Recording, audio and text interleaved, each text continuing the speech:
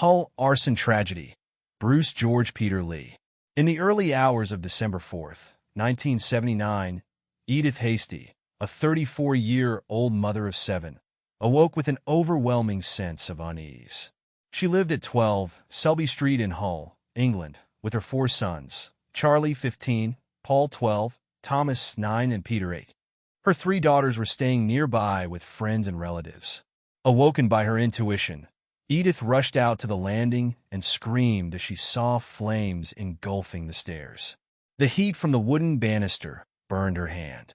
Waking her eldest son, Charlie, they attempted to rescue Thomas, who had muscular dystrophy and struggled with mobility. However, the smoke and flames forced them back, and they retreated to the front bedroom. Charlie pushed Edith out of the window, saving her from the inferno despite her injured ankle upon landing.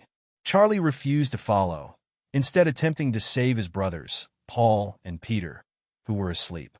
Trapped by the flames and smoke intensified by the open window, all 3 boys suffered severe burns covering 70 to 85% of their bodies. Despite being rescued, Paul, Peter, and Charlie succumbed to their injuries over the next 2 weeks.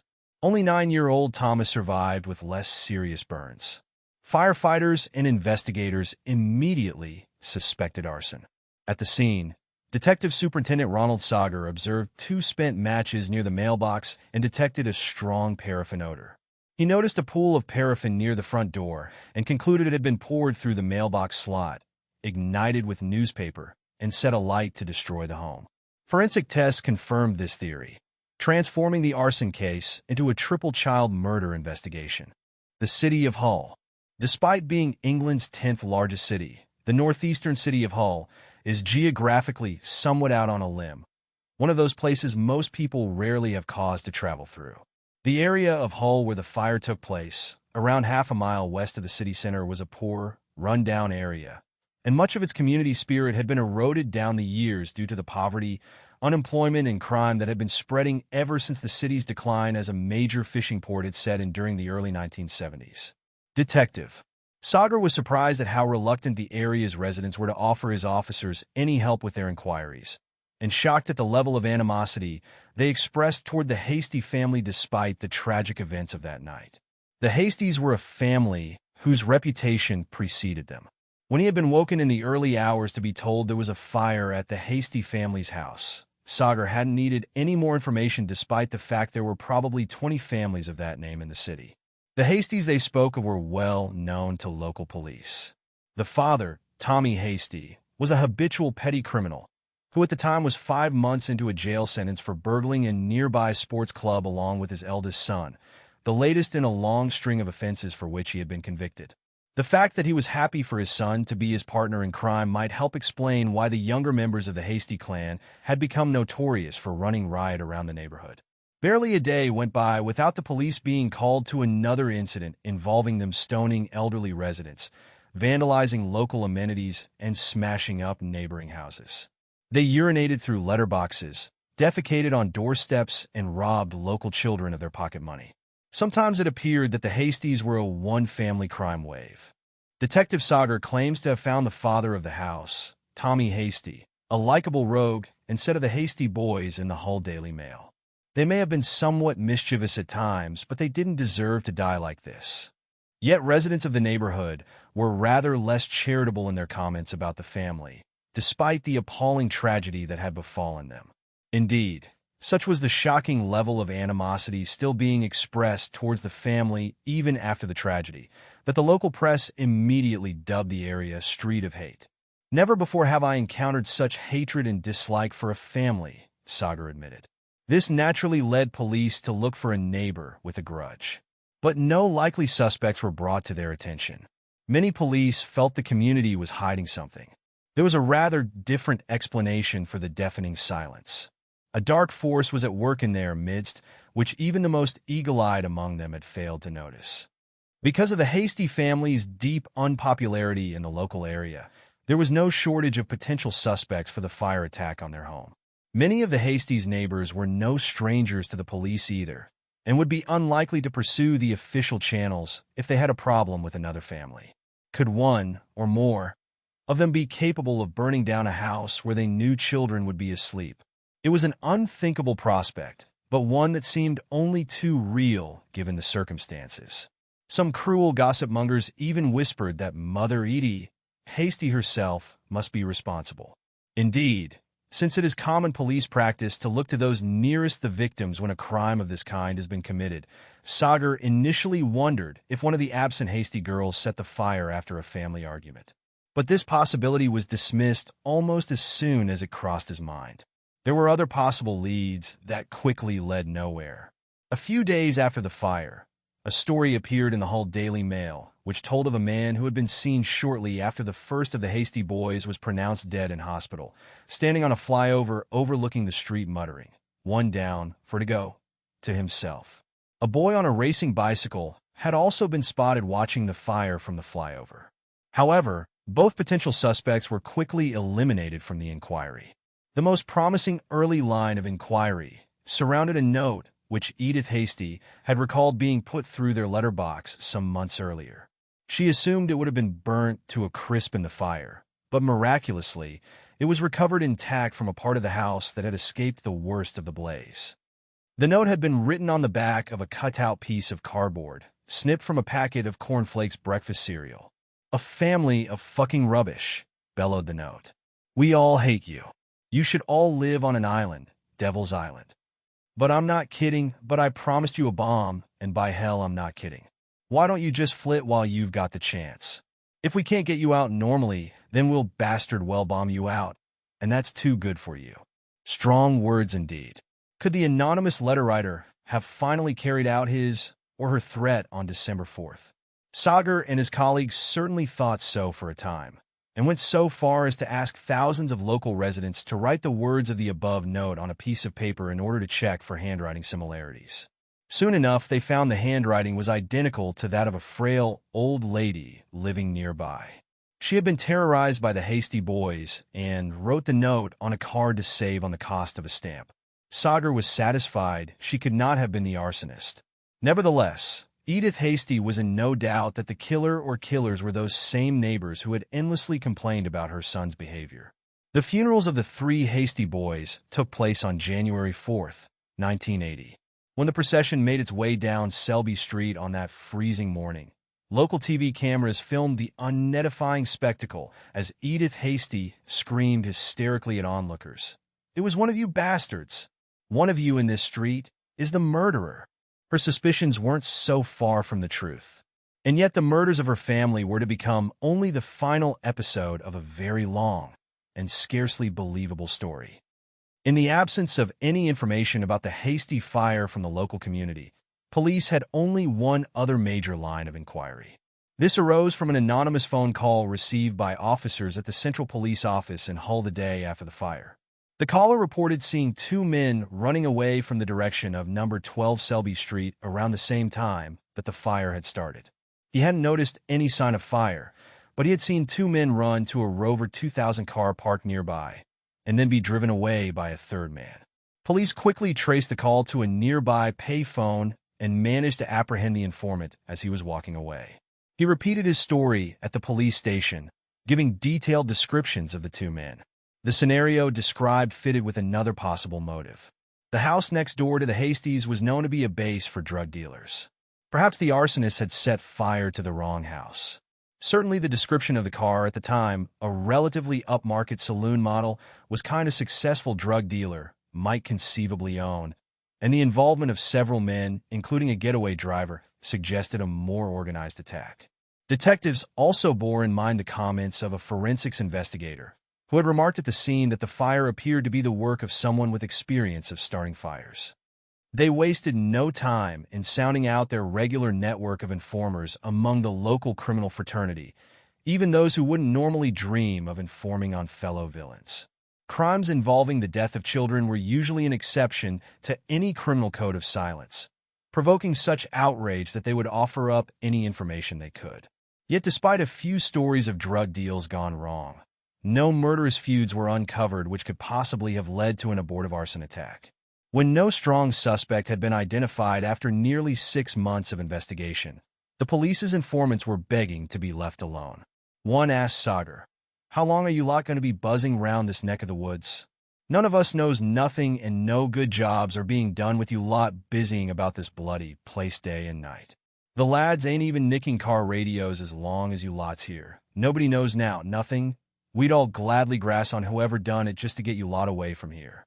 While Sagar and his team weren't about to lose any sleep over the difficulties they were giving the local petty criminals, in truth, they had worried all along about the veracity of the anonymous caller's story about the Rover car. Despite the fact he had been driving himself, at night, with only street lamps to illuminate his view, he went on to identify the color and type of car, the color and style of clothing of the two men down to the buttons on a t-shirt. Several of the things he said did not tally with the known facts about the fire. He was the only person in the area at the time, including a police car, who saw a Rover car in the area or two men like those described. The more they asked him, the more unlikely details he seemed to suddenly recall, which ultimately led police to dismiss him as an attention-seeking fantasist. According to Sagar, a few months later the witness came back to police and claimed that he had been mistaken and had actually seen the car on a different night altogether. To the police's intense frustration, another lead appeared to have come to nothing. Yet, during the course of their investigations, a fortuitous discovery had been made. One of the Rover car owners whom detectives had put under surveillance had turned out to be heavily involved in cruising for sex with teenage boys in the city's public restrooms. Known locally as rent boys, desperate young men would hang around such gay haunts offering sexual favors in exchange for money. Could the arsonist have some connection with this seedy, secretive world? It was little more than a hunch, but police had nothing better to go on. By now it was June 1980, 6 months since the fire, and Detective Sagar's superiors wanted to close the case and divert manpower elsewhere. It was Humberside Police's last throw of the dice. While one anonymous phone caller had been traced, sending Hull Police on a long but ultimately fruitless line of inquiry in their search for the arsonist who had killed 3 young boys, another went untraced. After the fire, the Hasty family had been rehoused in another area of the city. But one night just before Christmas, Tommy Hasty received an anonymous phone call from a man sobbing into the phone saying, "I'm sorry I killed your kids." A couple of weeks later, the Central Police Station in Hull received a similar phone booth call, confessing to starting the Hasty fire. When he was asked for his name, he wailed, "No, no, no," and put the phone down. In any well-publicized murder investigation, the police regularly have to deal with false confessions from crackpots and attention seekers, and this one was no different. But the call was recorded all the same, even though the identity of the caller could not be established. That trail had long since gone cold by the time Detective Superintendent Ron Sagar and his team decided to interview any local homosexuals who were known to frequent the same public restrooms as the Rover car driver they had followed. Among those interviewed was a 19-year-old man calling himself Bruce George Peter Lee. He had changed his name from Peter Dinsdale in the summer of 1979, in honor of his idol, Kung Fu film star Bruce Lee. And he said he not only knew Charlie Hasty, but had been involved in indecent behavior with him. This provided a definite, if not provable, connection between the eldest Hasty boy and the city's gay scene. So it was decided that several possible suspects would be brought in for questioning on the same day, and Sagar would accuse each of them in turn, in the hope that the real killer would confess. When Bruce Lee was brought in, Sagar read him his rights, then wasted no time. "Bruce," he said, "I'll be quite blunt with you. I think that you started that fire at the Hasty family's house, and that indecency with Charlie is probably the cause of it all somehow." Lee's reply stunned Sagar. "I didn't mean to kill them," he said. He went on to explain that he had set the fire to get back at Charlie Hasty, who had continually demanded money from Lee after mucking about, wanking, masturbating, and that. Hasty also threatened to tell the police about their indecency if Lee didn't keep giving him money. There was also another motive. Lee had become infatuated with Charlie's 16-year-old sister Angie. He had repeatedly asked her to be his girlfriend, but she rejected his advances. Indeed, she and her brothers regarded Lee as an irritating hanger-on and would take pleasure in mocking him. Indeed, Lee, who had an educationally subnormal IQ, was a frequent figure of ridicule and contempt among his peers, something that came as no surprise to Sagar when he met Lee in the flesh. He was not a normal young man. He was deformed. His right arm and right leg were deformed, He had a limp. He had a habit of holding his right arm across his chest. He was poorly dressed, he was clearly undernourished, and on first impressions one had to feel sorry for him. Of the night of December 4th, Lee recalled, "One night, I am thinking I am going to go to Charlie's house and set it on fire, give him a real frightener." He went on to tell Sagar how he took a container full of paraffin and stood in the shadows underneath the motorway flyover for a good time until it went real quiet. He then described in detail walking up the path to the Hasty house, pouring the paraffin through the letterbox, and then, after 2 failed attempts to light matches, lit a piece of newspaper and pushed it through the letterbox to set the paraffin alight. This claim tallied with the newspaper, matches, and paraffin that were found at the scene. The details Lee knew about the fire convinced Sagar that this was no confession-happy attention seeker. The Hasty boy's murderer had been found. What they didn't know at that point was that this confession was not going to be Bruce Lee's last. When news broke that Hull police had arrested a young man named Bruce Lee for the Hasty murders, local mother Rose Fenton didn't recognize the name. However, she had followed developments in the case because a year earlier, in June 1979, she too had been involved in a house fire which she believed was started deliberately. After a neighbor had left her house and she prepared to go to bed, she saw a figure through the window of her front door, who moved away when seen. She even thought she saw someone's hand poking through the mail slot, but wasn't alarmed. She thought she recognized the man as Daft Peter, a lad who lived nearby at the time and was regarded as something of a harmless half-wit, often seen around the area acting strangely. Mrs. Fenton went to bed, but was soon woken by people shouting fire. She immediately went into her 7-year-old daughter Samantha's bedroom to get her. But Mrs. Fenton was heavily pregnant at the time and struggled to find a way out of the blazing house. Finally, the smoke took its toll, and she and Samantha had to lie in the corner of the living room, hoping help would arrive in time. Both mother and child were rescued. They survived, but sustained severe burns. Mrs. Fenton also lost the baby she was carrying and spent several months in the hospital. She was too ill to make a witness statement to police, and because no one had died, there was no inquest, and the fire was blamed on an earlier visitor to the house dropping a cigarette on the carpet. Her sighting of Daft Peter went unreported. It was only when she saw a picture of Bruce Lee in the local paper that she realized that he and Daft Peter Dinsdale were actually the same person. She called police and told them of her suspicions, and when confronted about the fire, Lee admitted that he had broken into the house and set the place alight. When asked for a motive, he said, "I just did it. Someone I knew didn't like her, and well, I just did it." When pressed further by Sagar, Lee admitted, "I like fires, I do. I like fires." He was asked if he was in fact a habitual fire raiser, who may even have killed more people in the past through starting fires. Sagar didn't expect a confession, but after a long pause, Lee responded, "Yes, you are right. I killed a little baby once." When asked for details of the baby he had killed, Bruce Lee told Sagar of a fire in West Dock Avenue, Hull, a couple of years back. "I just went in through a window one evening. I sprinkled paraffin on some carpet and the couch. The living room, I think it was, and up it went. The little baby died in it, and I killed her." On further investigation, it was found that just such a fire had occurred 3 years previously, on January 2nd, 1977. 6-month-old Katrina Thacker perished. It was a Sunday, and Karen Fraser had just been visited by her ex-husband Pete Thacker when the alarm was raised. She and Pete managed to rescue Fraser's 2 older daughters, aged 2 and 3, from the blaze with the help of firemen, but not baby Katrina. An inquest later concluded that a spark from the open fire must have started the fire.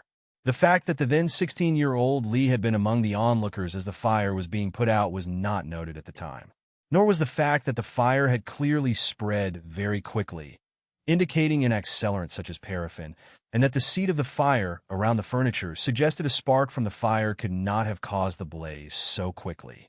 It later emerged that Lee had been a frequent visitor to Pete Thacker's pigeon loft, often out staying as welcome or walking into their house uninvited, leading to Thacker giving Lee a clip round the ear on one occasion only days before the fatal fire.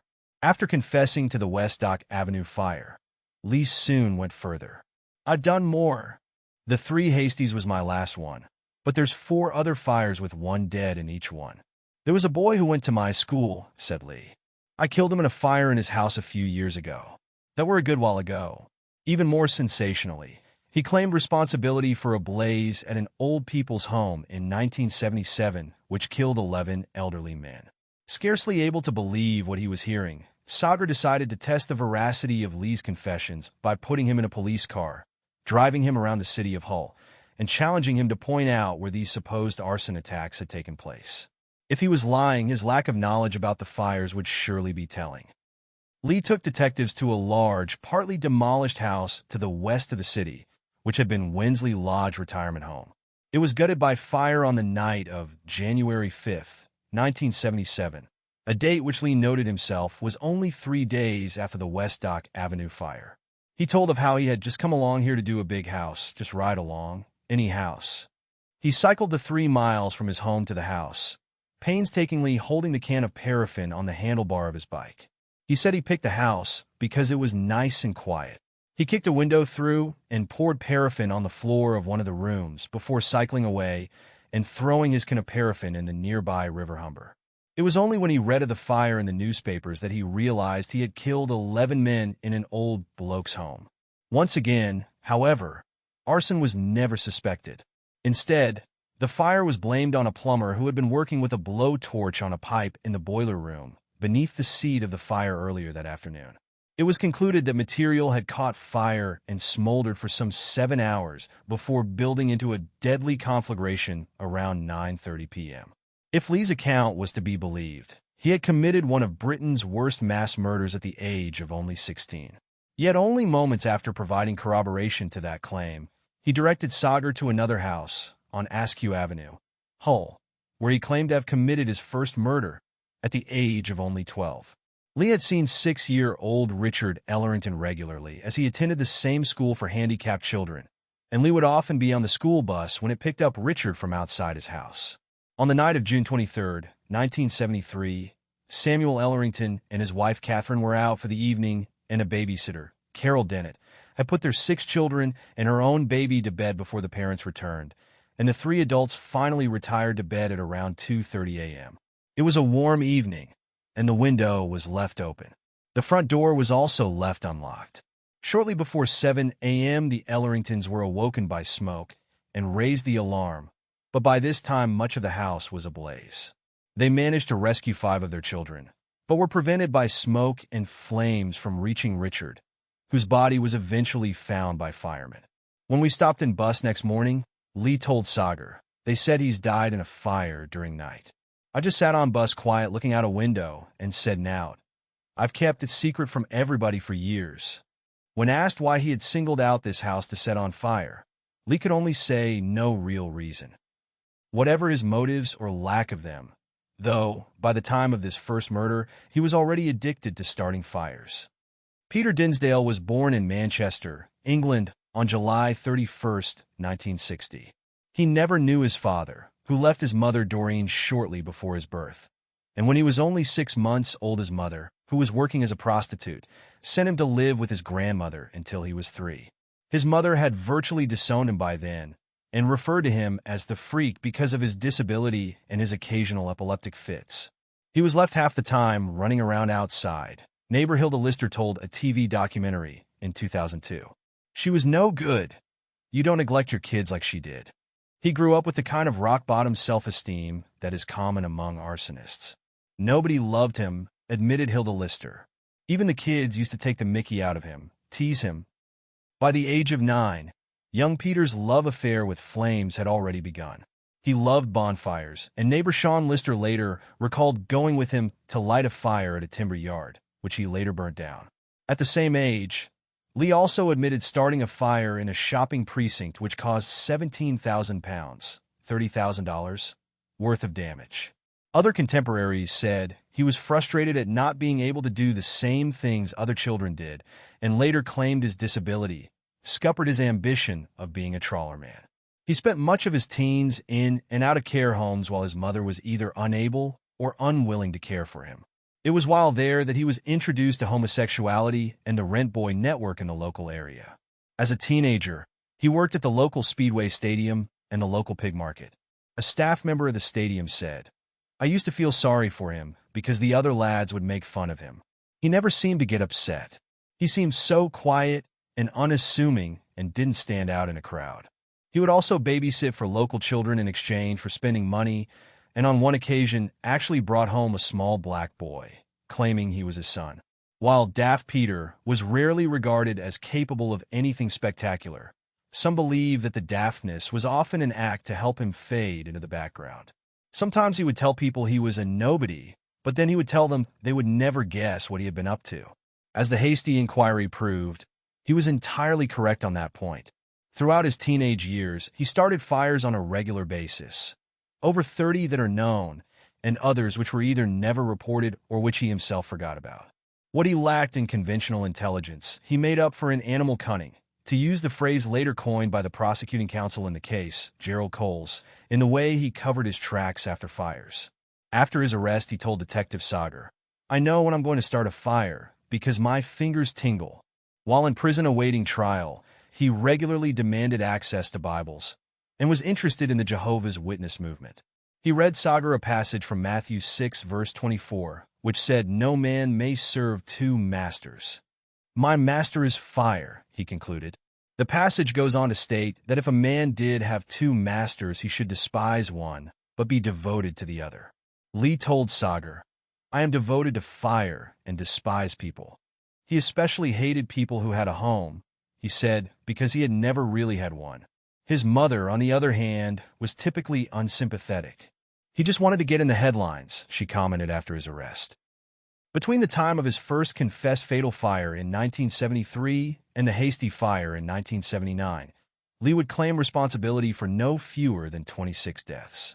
A few months after he claimed the life of Richard Ellerington, in the early hours of October 12, 1973, the fire brigade were called to a house in Glasgow Street, Hull, where 72-year-old Arthur Smythe lived.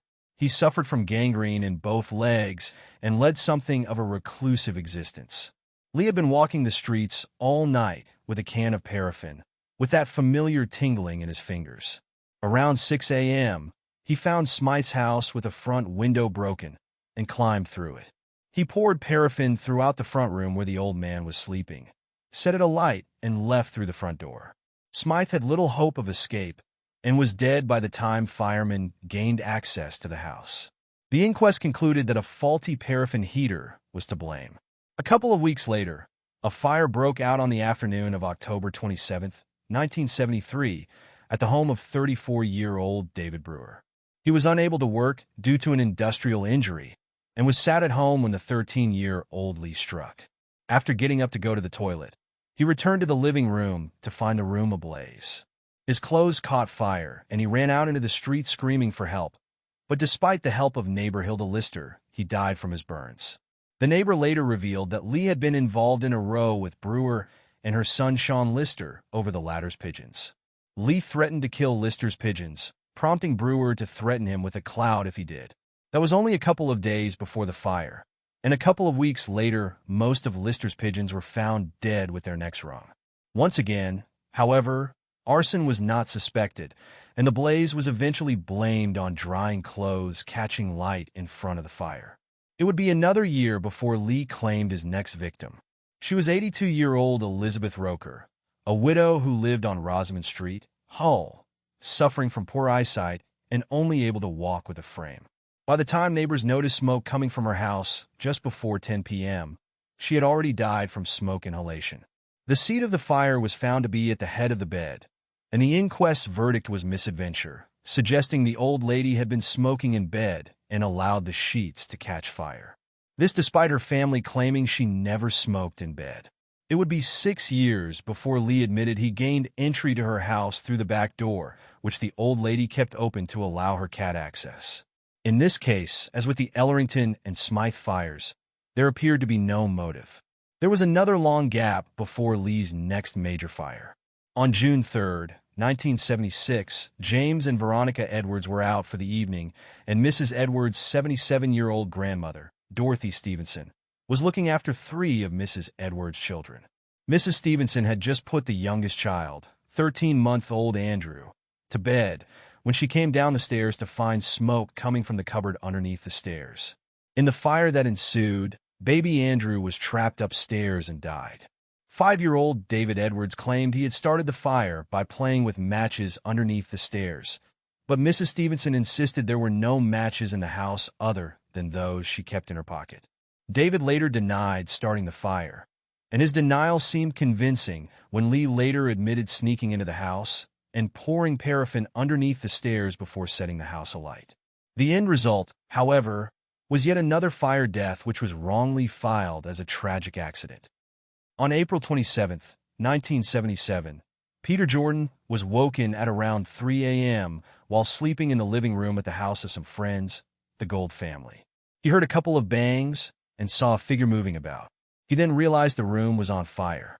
Scrambling towards the stairs, he alerted his kids, who were sleeping upstairs with the Gold's 2 children, along with parents Albert and Gwendolyn Gold in the front bedroom. The fire swept through the house rapidly, and although despite the brave efforts of Albert Gold, sustaining severe burns while trying to rescue the kids, 13-year-old Deborah Jordan and 7-year-old Mark Gold were trapped in the fire and died at the scene. The blame was eventually put on Peter Jordan for leaving a lit cigarette in the ashtray, which added horrendous feelings of guilt to his trauma at losing a son. The prospect of arson was never discussed, but when Lee admitted to entering the house by breaking a window and dousing the living room with petrol, Jordan would later admit that he couldn't understand how a window near the door had been broken. More young lives would be claimed by Lee the following year in Reynolds and Street Hall. On the morning of Friday, January 6th, mother of 4, Christine Dixon, had gone to the house of her next-door neighbor and close friend Mrs. Kathleen Hartley, leaving her kids in the front room. She returned to find the front windows black with smoke and ran in and pulled out her baby, Brian, who was covered in black soot. She went back into the house for her other children, Mark 4, Stephen 3, and Michael 17 months. Then Mrs. Hartley was horrified to see a 4-foot ring of fire coming up from the living room carpet, as if the result of someone setting it alight. Then she heard Mrs. Dixon scream as an explosion enveloped her.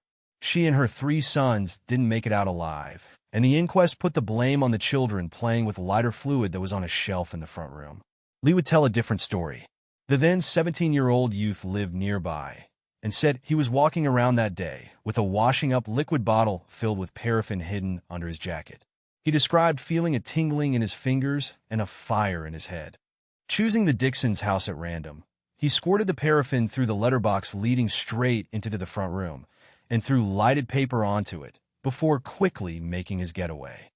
For someone of such low academic intelligence, Bruce Lee showed a practical cunning and ability to cover his tracks that belied his daft reputation. His ability to go unnoticed while loitering near the scenes of his crimes, despite being well known in the area, and to set fires in such a way that arson was never suspected, suggested a calculating criminal mastermind rather than a bumbling half-wit.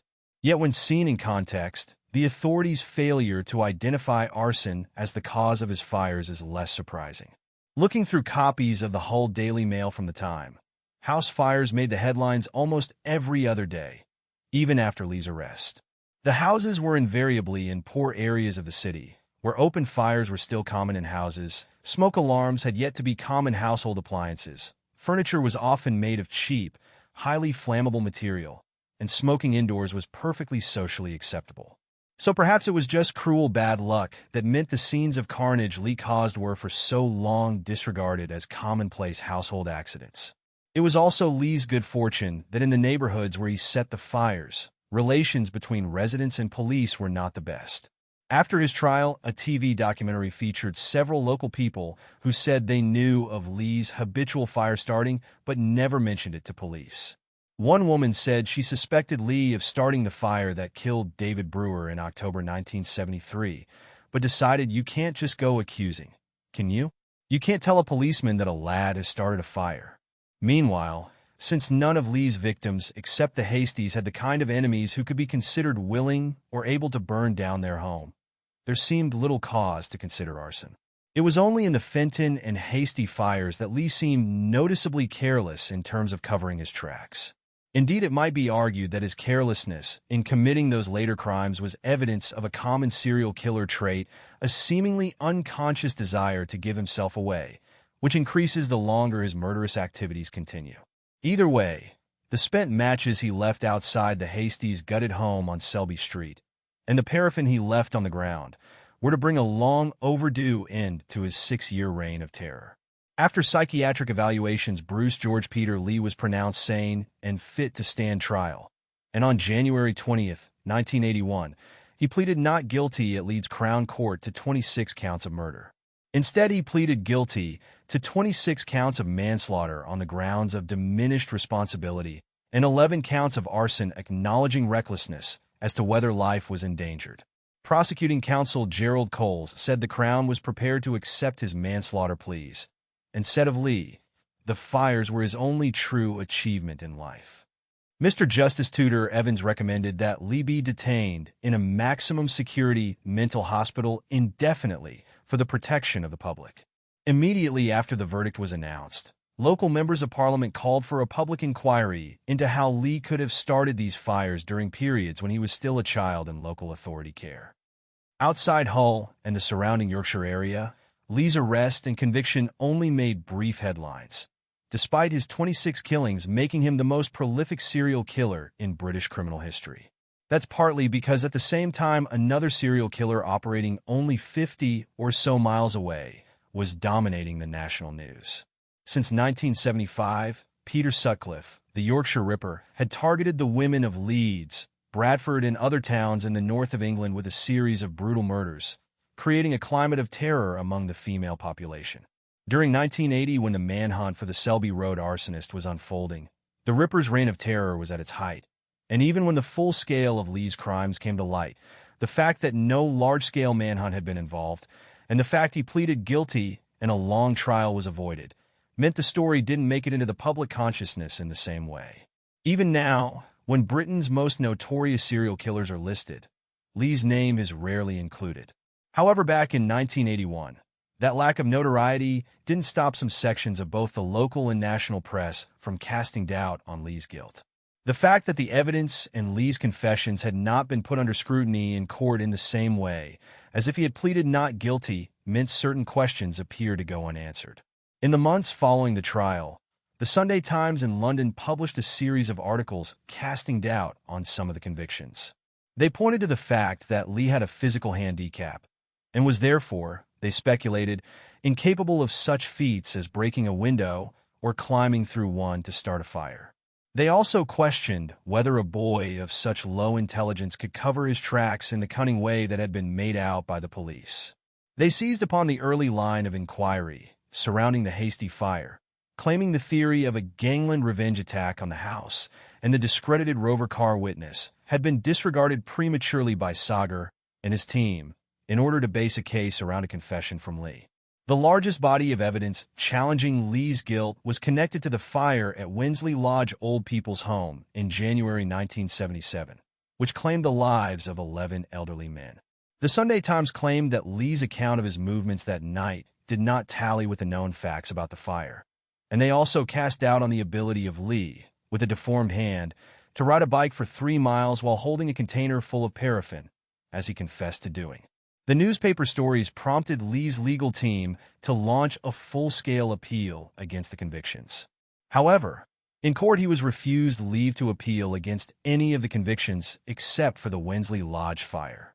Finally, in December 1983, Lord Justice Ackner acknowledged lingering doubts as to the cause of that fire, and thus quashed Lee's conviction for the murders of 11 elderly men. Yet he stressed that we are far from satisfied that he did not set Winsley Lodge on fire. Ackner also dismissed the Sunday Times assertions that Lee's confessions were unreliable or that Detective Sagar had altered key witness statements, and he condemned the newspaper's attacks on Sagar as totally unwarranted and demanded a retraction. That was forthcoming, but no apology accompanied it, which prompted Sagar to sue the newspaper for libel, a case which he won in 1987. Sagar has publicly stated that he hopes Lee will one day be deemed fit to be freed, and would make good his pretrial assertion that, "I'll never set fire to another house as long as I live." However, it is highly unlikely that he will ever be released to test his promise. Peter Tredget, born Peter George Dinsdale, formerly Bruce George Peter Lee. Tredget has recanted his confessions, consistently claiming his innocence since the late 1980s. A new appeal was launched in 2021 following a referral from the Criminal Cases Review Commission, arguing due to his physical disabilities, he could not have committed the crimes and had falsely confessed due to the state of his mental health. The Court of Appeal ruled in 2022 that Tredget could not have been responsible for 2 fires, acquitting him of 2 counts of arson and 3 of manslaughter. The remaining convictions were upheld. He confessed to a total of 11 acts of arson, pleading guilty to 26 counts of manslaughter. 14 of these were overturned in 2 separate appeals. Lee was sentenced to indefinite secure hospital detention in 1981 and remains detained as of February 2022.